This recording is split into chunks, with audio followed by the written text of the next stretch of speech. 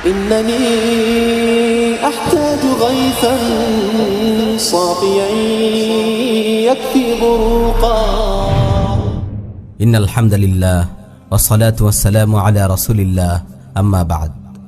হে যুবক, হে আমার প্রিয় ভাই, যৌবনের ঢেউ আছড়ে পড়ছে তোমার হৃদয়ে। তীব্র তাড়না তোমাকে অস্থির করে তুলেছে। চারদিকের ফিতনায় ভরা পরিবেশ হাতছানি দিয়ে ডাকছে তোমায়। তোমার যৌবনের পবিত্রতা বিনষ্ট হওয়ার সব উপকরণ তোমার চোখের সামনে ঘুরপাক খাচ্ছে। প্রিয় ভাই, সতর্ক হও, যৌবনের হেফাজত করো।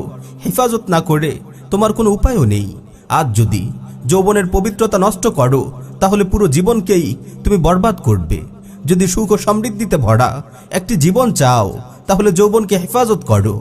হে মুসলিম তরুণ, যৌবনের হেফাজতের জন্য বিয়ের কোনো বিকল্প নেই। এই জাহিলি সমাজ বিয়েকে কঠিন করে দিয়েছে আর বেবিচারকে করেছে সহজ। তবুও তুমি হাল ছাড়বে না। তুমি কঠিনভাবে নিজেকে হেফাজত করবে। তুমি নিজের চোখকে হেফাজত করবে, নিজের চিন্তা ও কল্পনাকে হেফাজত করবে।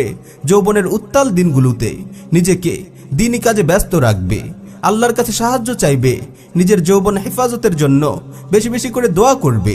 রাসূল সাল্লাল্লাহু আলাইহি ওয়াসাল্লাম বলেন, ইয়া মা'শারাশ শাবাব মান ইসতাতা'a মিনকুমুল বা'আতা ফালইয়াতাযাওয়াজ ওয়া মান লাম ইসতাতি' ফা'আলাইহি বিস-সাওম ফাইন্নাহু লাহু উইজা।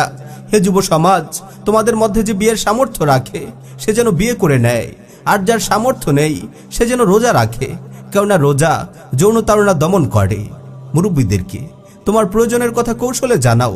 তোমার অভিভাবককে তাদের মাধ্যমে সম্মত করানোর চেষ্টা করো। দোয়ার চেষ্টা অব্যাহত রাখো, ইনশাআল্লাহ তুমি সফল হবে। প্রিয় ভাই, জীবিকার চিন্তা করো না। স্ত্রীর ভরণ পোষণের ভয়ে বিয়ে করতে দেরি করো না। বিয়ের মাধ্যমে আল্লাহ তোমার উপার্জনে বরকত দেবেন এবং জীবিকার দরজা খোলা ও রিজিক বৃদ্ধির অন্যতম একটি উপায় হলো এই বিয়ে।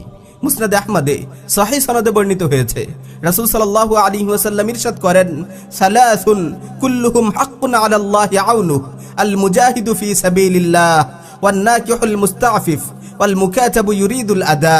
তিন ব্যক্তিকে সাহায্য করা আল্লাহ তাআলা নিজের দায়িত্বে ওয়াজিব করে নিয়েছেন। এক, যে মুজাহিদ আল্লাহর রাস্তায় যুদ্ধ করে। দুই, যে হারাম থেকে বাঁচার জন্য বিয়ে করে। তিন, যে আবদে মুকাতাব তার চুক্তি পূর্ণ করার নিয়ত রাখে। প্রিয় ভাই, যদি নিজেকে পবিত্র রাখার জন্য সংগ্রাম করো তাহলে আল্লাহর সাহায্য তোমাকে কখনো নিরাশ করবে না।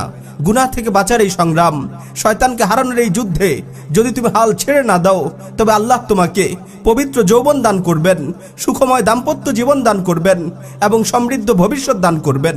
আর আখিরাতে সেই অকল্পনীয় পুরস্কারের কথা তো আর বলে শেষ করা যাবে না। আল্লাহর কাছে দোয়া করি তিনি যেন মুসলিম যুব সমাজকে হেফাজত করেন, জাহিলি এই সমাজ ব্যবস্থার পরিবর্তন ঘটানোর তৌফিক দেন, বিয়েকে সহজ করে দেন। আমিন ইয়া রাব্বাল আলামিন।